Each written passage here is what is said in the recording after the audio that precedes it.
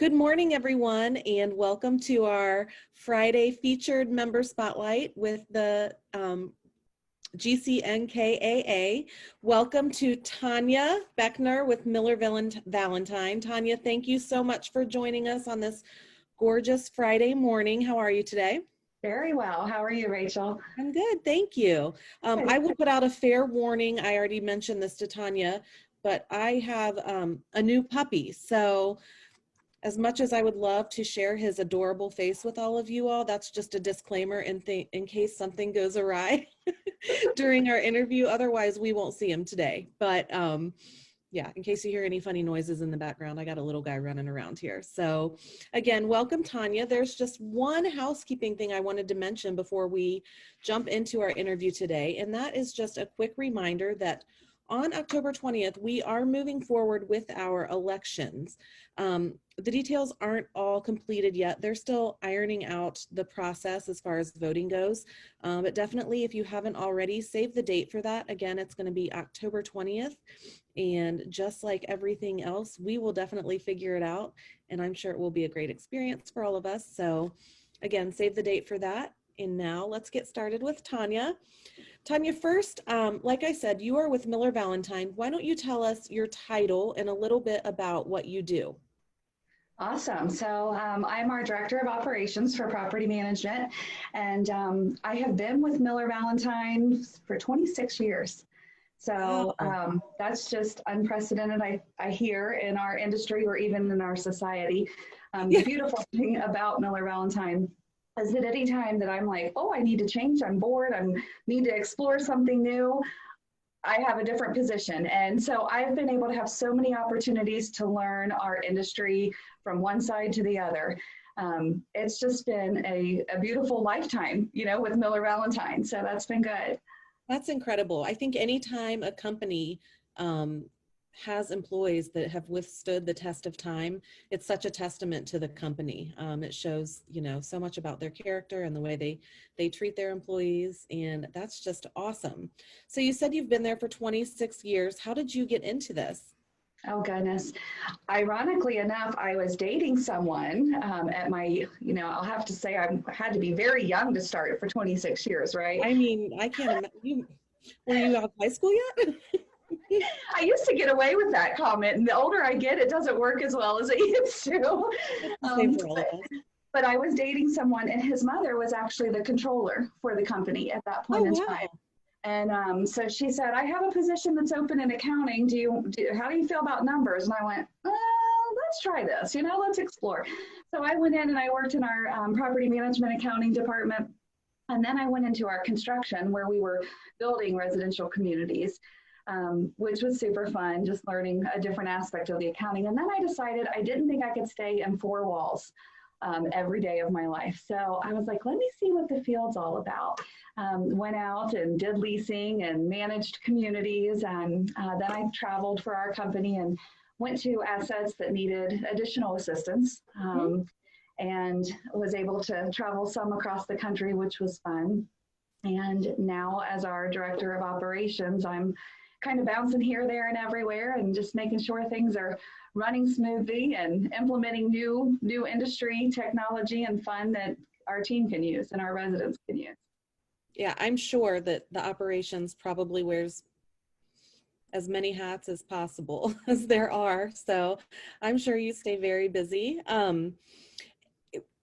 Do you have a most memorable story over your time with Miller Valentine or in the industry? You know, when you think about 26 years of working in this industry, there are so many things that pop into my head.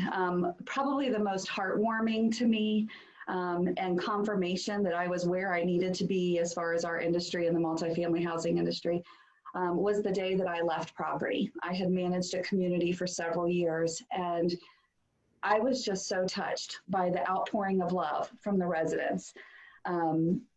It warmed my heart, and it was a tearful day, right? Because it was a big change that was coming on, and I had made connections with all of these residents. But just my office was a revolving door that day, and you know, wanting to just come in and bring gifts and celebrate, and kind of cry a little bit and say, why are you leaving us? So that probably sticks out just because it touched me and just warmed my heart. I love the aspect now of training our team members, our associates in our industry for just the passion of being able to offer housing, an essential requirement that we need for life, and we are part of it. So from a big aspect of 26 years of this, I stand back and go, man, we get to offer homes to people, and home is where the heart is. So I love that. I think so many of us have those same feelings, and we're just in such a unique business of offering people their home, and there's just not much like it out there. I have been off-site now for almost 4 years, and it's funny, I think it's still at least once a day I have at least one quick fantasy about working in a leasing office again, because there really is just as hectic and as crazy as it can be. There's just such a bond with your team and your residents, and I think about it all the time. So who knows where the world will take us. But right. Well, even as we age, in that later range of life, maybe I always thought, a social director at a senior community would be phenomenal. That'd be so much fun. That's so true. That is so true.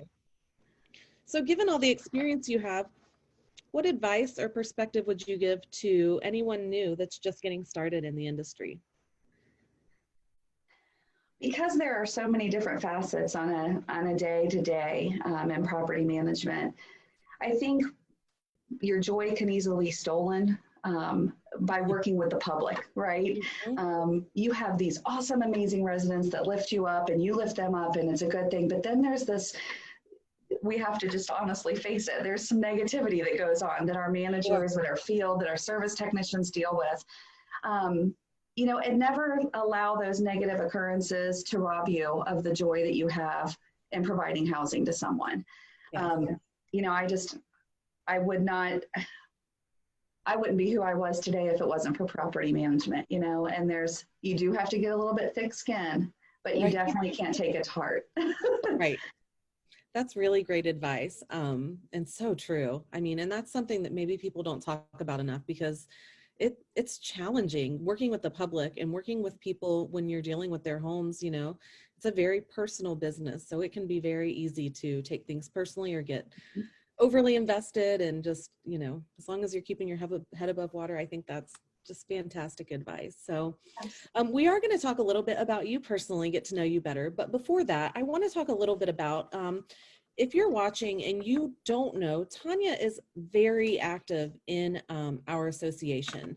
So one of the roles that she has is a co-chair for our Holiday Cheers Committee. And at some point, most of you have probably attended each year at Kenwood Country Club. It's a beautiful holiday event, and it's a fundraiser. It's one of our biggest fundraising events of the year. It always is very successful. And this year there are some challenges because it will not be happening in person. So I do want to give Tonya the opportunity to kind of get everyone up to date on what's going on with that, so we can start to get excited about that. It's crazy. It's September. The holidays are going to be here before we know it. It's cliche because it's true. So Tonya, why don't you tell us a little bit about what we're doing for our Holiday Cheers benefit this year? Awesome. No, I'd be happy to. And first and foremost, Rachel, you're an integral part in this. As a committee member of ours for the last 4 or 5 years, we couldn't do it without you. So thank you for all that you do. Jerry Johnson co-chairs with me, and we just have a dynamic team. And I'm pretty ecstatic about the changes that are coming this year.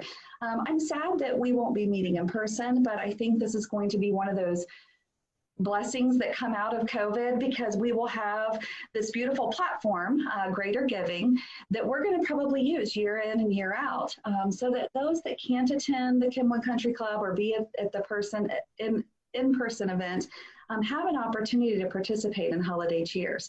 And so future years, I'm stoked about that. But this year we're going to be running the auction online. You will need to register and get your account set up with Greater Giving. There will be emails coming out from Michelle to provide you that information. And we are still going to have the bourbon trail. We're going to have the wine and dine.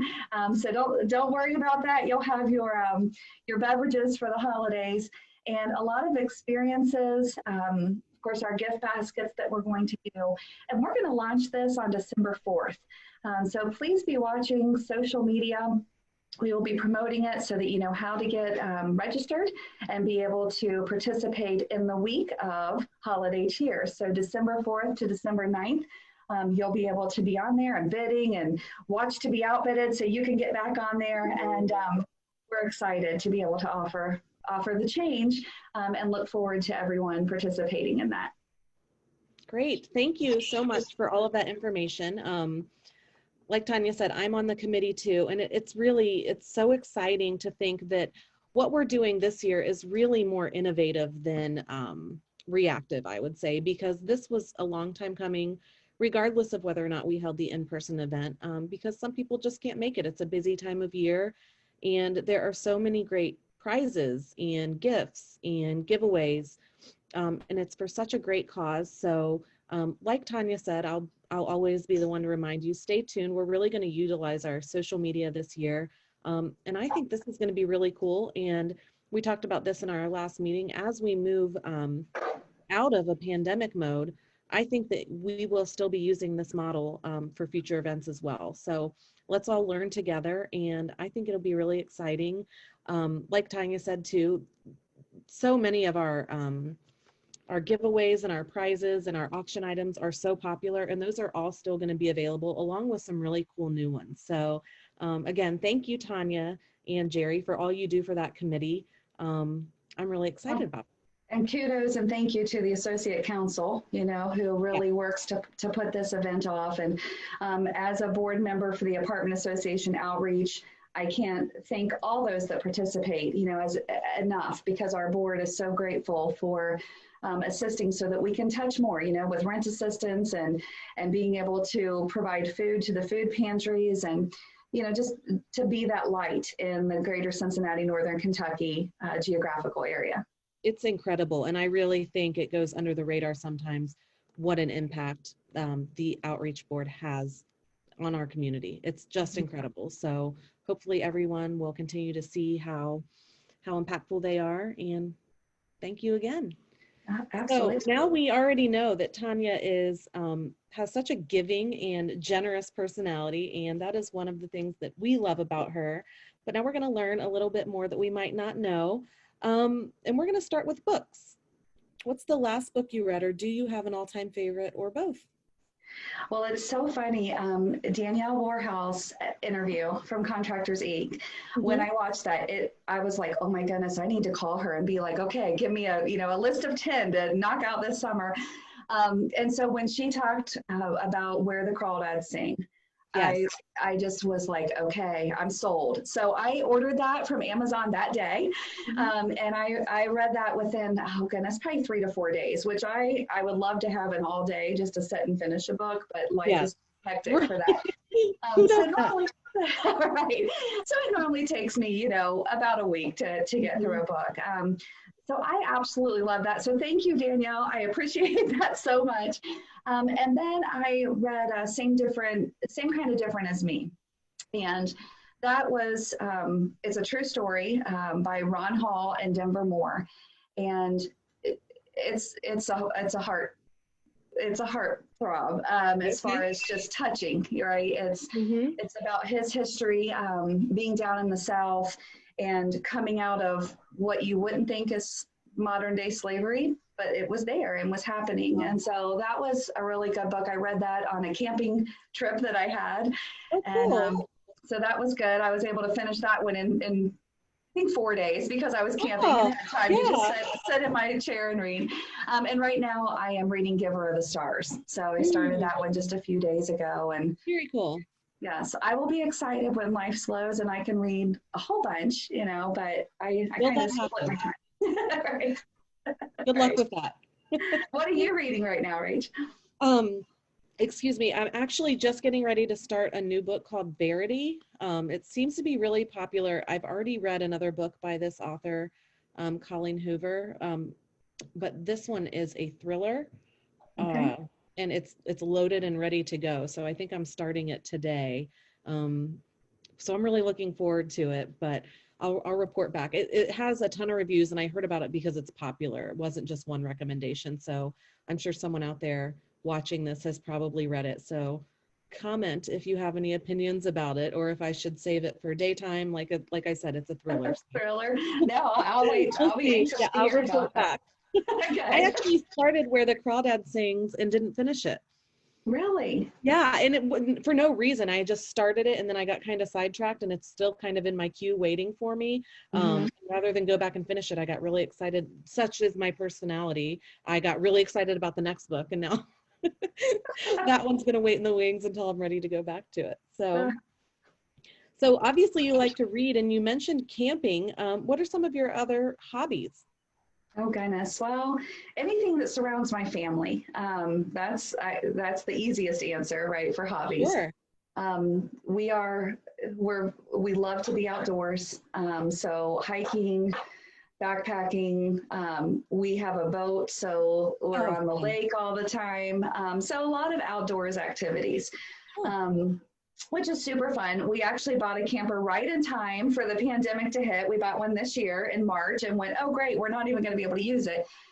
So for a month we weren't able to use it, but then the locations opened up and we were able to head to Tennessee. We took a trip out to Missouri. We've been to several of the locations here in Ohio.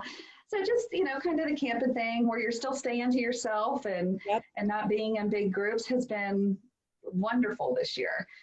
So that's been good.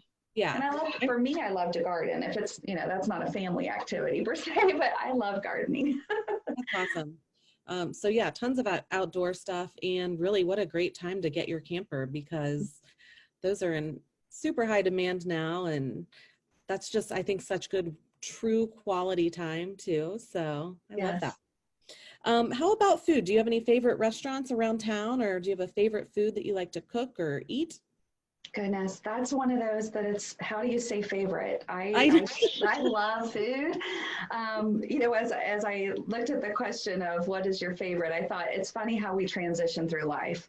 Yeah. When I was a child, my mom would make, and I don't know if people even make this anymore, but she would make a dish called Swiss steak. And I wasn't as fond of the steak that she was making, but she would put like onions and kind of a ketchup sauce to it. And which is weird, but the cool thing about it was we had gravy that was a red gravy.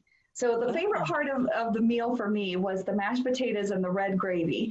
So I loved that as a kid. And then, as we got older, I'm like, oh, steak and lobster, steak and crab legs. Yeah. So that was kind of my go-to for the last several years. My daughter went vegan last October. And I noticed, she's 19, and I noticed from October to December, she was already a tiny little thing and she was getting smaller. And so I committed on January 1st to go vegan with her. Oh, wow. To help support her. And so we had a blast in the kitchen, cooking all kinds of vegan meals. And so learning that lifestyle. And I wouldn't say I'm a diehard vegan, because you'll see me at times, I'll revert back and eat some meat, and have some dairy products here and there. But it has been a fun change. So with that change, I would have to say probably Italian, because you have, pasta and your veggies and all that good stuff. I'm going to take a break. I'm having a puppy issue. Okay. Give me 2 seconds. Okay, I'm back. This is pandemic live interviews right here. So you were talking about being vegan. My sister's vegan too, so she doesn't live here anymore, but if you want, we can talk offline.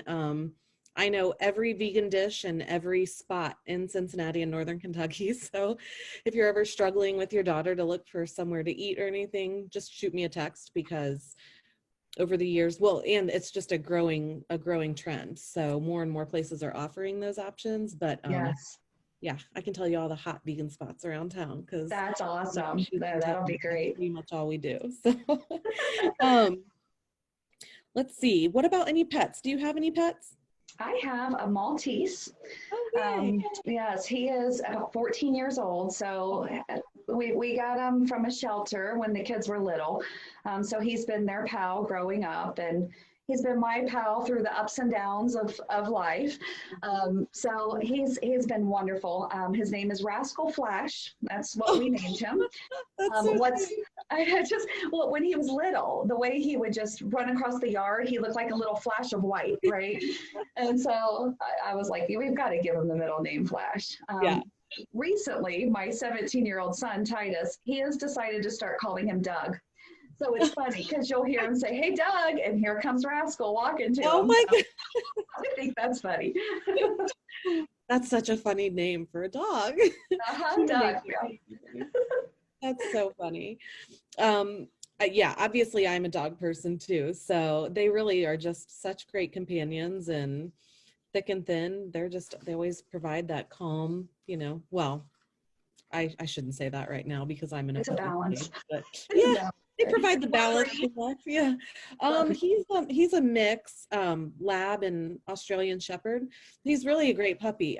My timing was off today and he can't figure out why I'm not giving him all of my attention at the moment. So. As a puppy, that's what you have to be doing now. It's like having a baby again. It's crazy. If he's Australian Shepherd, will you do like the disc throwing with him? And I'll see what kind of what his personality is. If I had a hobby, one of those would be just like having a dog and doing all the things that you do with dogs. So I'm not opposed to any of that. We'll see. Right now I can't really see past each day, and I'm getting out again for work, so leaving him alone is a learning experience and figuring out what's going to work for both of us. So it's really like having a baby again, but they really just bring so much light to our lives, and I never really trust someone that doesn't like animals because that just seems a little off to me. I agree. Not.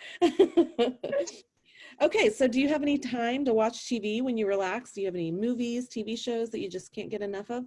Oh, I do. Well, the whole change of our world where you have live streaming and you can sit and watch, 3, 4, or 5 episodes and knock them out. Yeah. So we may have one TV night a week where it's on and we're watching a lot of episodes. So I absolutely adore This Is Us.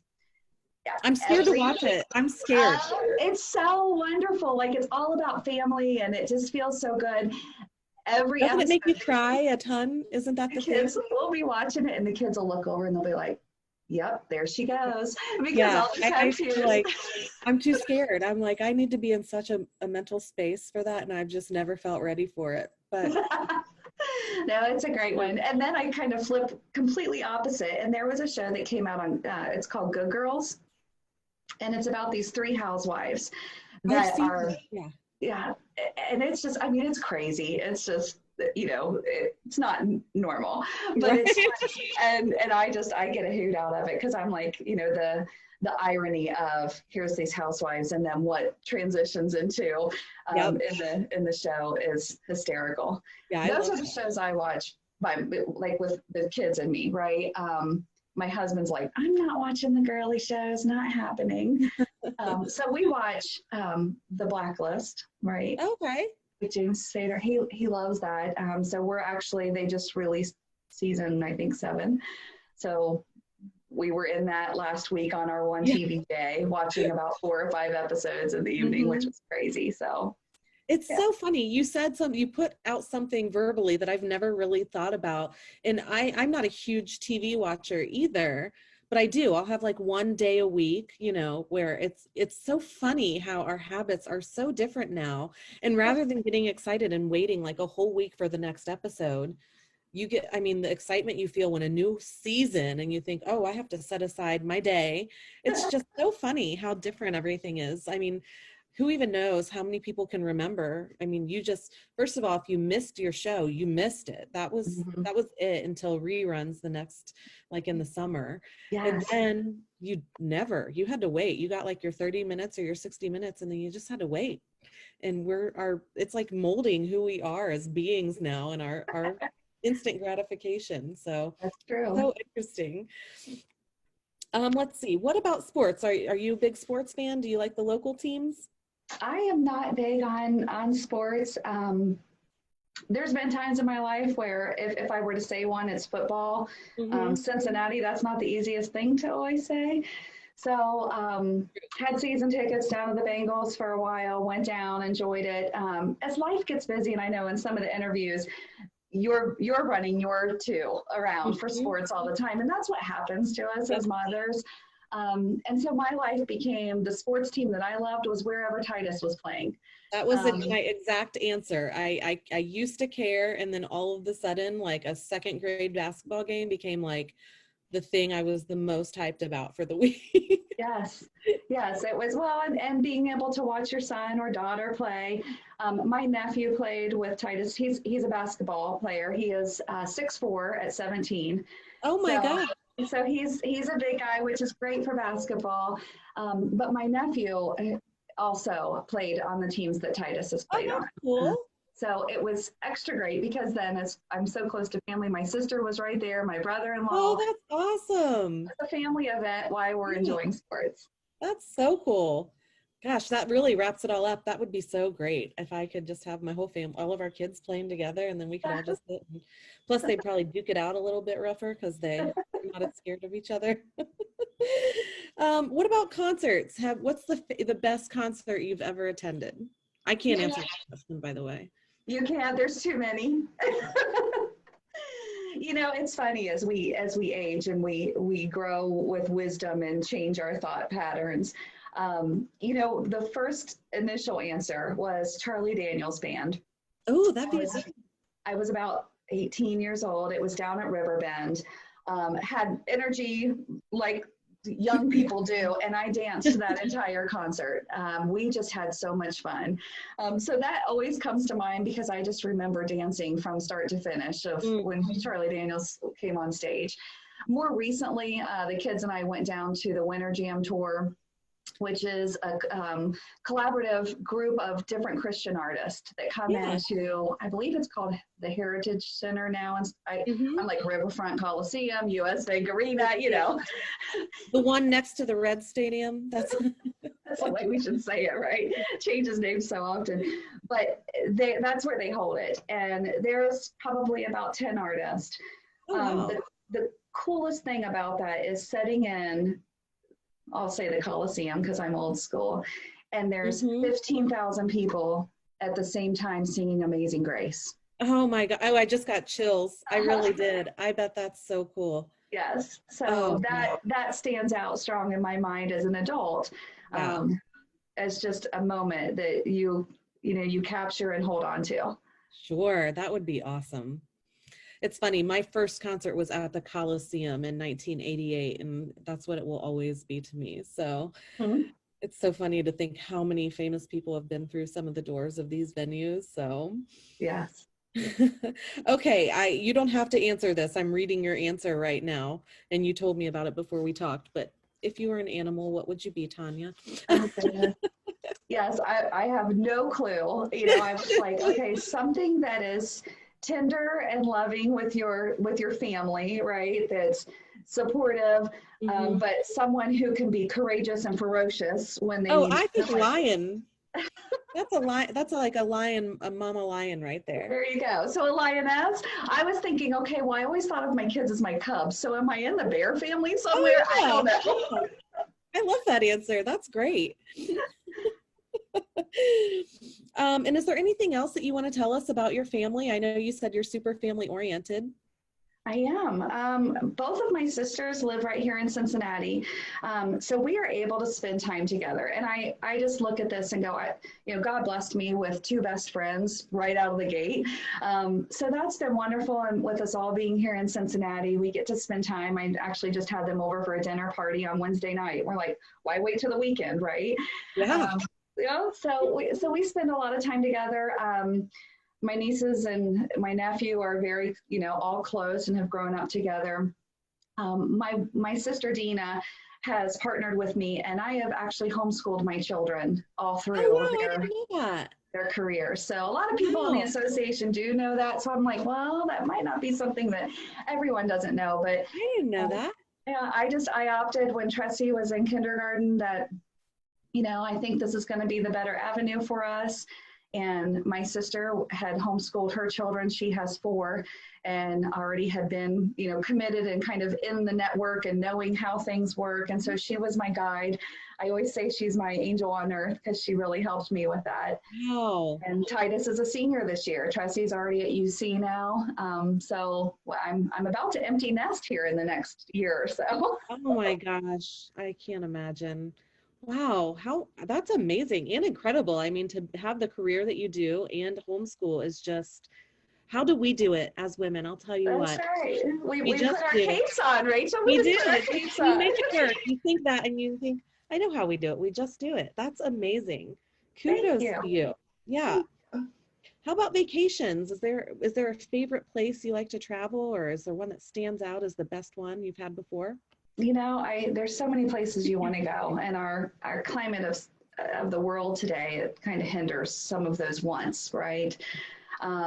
I love the beach. I am a beach girl, which you can pick anywhere across the world, and I would go, yeah, I'll go there. It's a beach. The sand and the sun, the surf, it's just brings a calm across my soul.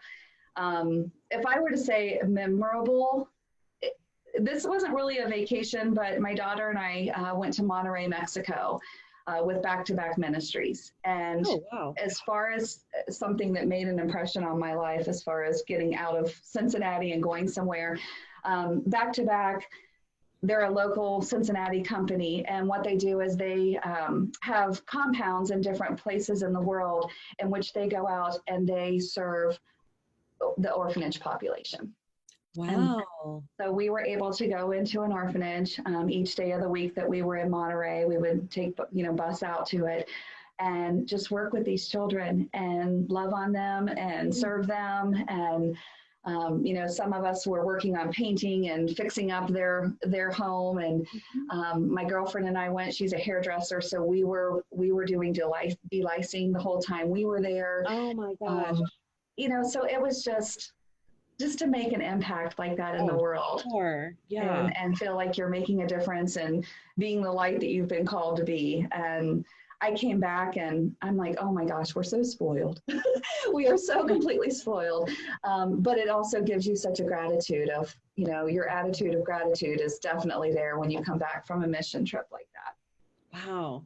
That's awesome. That might be my favorite travel story so far. Oh, good. Well, I encourage anyone, if you have any heartstrings that pull towards that, go, because it can change your perspective of life. Yeah, I'm sure you're not losing anything by going. That's just such a gainful, incredible trip. So cool. Let's see. So you already shared about the homeschooling. Are there any other random or interesting details you want us all to know about you before we wrap up our interview today?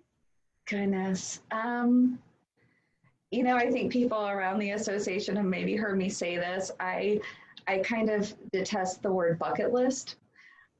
Just because it's people say kick the bucket, right? And I'm like, that's not what I want to think about. And so I call mine a life list. And this is my life list, and I keep adding to it and checking things off as I go along. So I encourage everyone to have a life list, for those goals and dreams that you want to focus on. And it's a wild ride. You think of some of these crazy things, and I started my life list probably in my 30s. So I was able to do some things then that I might not do now. We went skydiving, which was wonderful. Oh, not wow. sure I could do that at my age now. Snorkeling, scuba diving, backpacking in across, several miles, and rappelling, all of that outdoor nature stuff. So it's been fun. Things just like even raising children. I took the kids out and we danced in the rain during a big storm one time, and that was one on my life list. So that kind of stuff is great. I was able to, my snorkeling experience is kind of cool. We were in Mexico, and it's a place called Xel-Há. And it's actually where, for any of the movie buffs from way back, where the Blue Lagoon was filmed. This is a very old film. Not a lot of people remember it, but it was filmed at Xel-Há, and we were able to snorkel there, and it was absolutely beautiful. Absolutely beautiful. Yeah, so I have a lot more that I need to, accomplish on my life list, but it makes life a wild and fun ride. Well, and I think part of the fun of a list like that is continuing to add to it. Mm-hmm.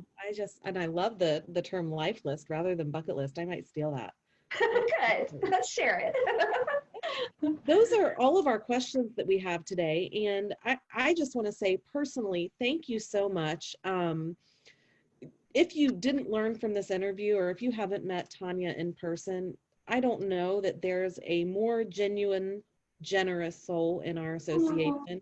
Um, Always a smile, always the first in line when it comes to fundraising, giving, educating, mentoring. Personally, you fall under my mentor category. You're someone I've always kind of kept my eye on, and getting to interview you and some of these, especially women that I've interviewed lately, it's just truly a privilege to learn about you personally. And I'm just a few steps behind you. I have 2 kids that are a little bit younger. I'm kind of working my way up in this industry as well. So, your service and your smile and your, just your, what's the authenticity just doesn't go unnoticed. I know by me and by so many others. So we are all just so lucky to know you and to work with you. You bring something to every meeting, every chat, every conversation, and you are just awesome. What a way. Thank you, Rachel. I feel the same way about you. I mean, Thank you. you're leading so many. So that's, Thank you. it's the social media contribution that you have put into the Oh, association. Well, and that's just one little tiny snippet. I mean, over the years, all that you do as well. So I want to thank you, and thank you for being an awesome woman in our industry. thank you so much. So we could go on and on to each other in case you all can't tell, but we're going to wrap it up and enjoy this beautiful weekend. The weather's going to be great. Everyone stay healthy, be kind to each other, and importantly, don't forget what Tonya talked about our holiday cheers event coming up. If you feel compelled to give during everything that's going on in the world right now, this is your perfect opportunity. And if you have any questions about how to register or get started, once we get that up and rolling, there is a team of us ready and willing to get as many people signed up and participating as possible. And that team is led by Tonya and Jerry. So thank you again for that. And we hope everyone has a great weekend. See you soon. Bye. Thank you. Thanks, Tonya.